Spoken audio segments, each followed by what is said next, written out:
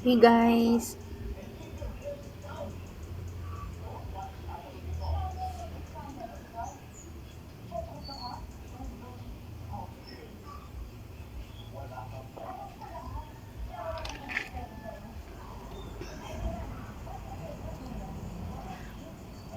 pamain guys.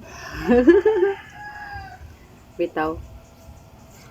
Ayan guys, pinutol ko siya guys. Ayan oh, may anak na siya. Oh, di ba? Tapos ang lalagyan lang ano. Kasi nga sayang naman ito kung itapon. Ito pa isa. Oh. Ito pa isa. Oh. Ano ba itong camera ko? Oh.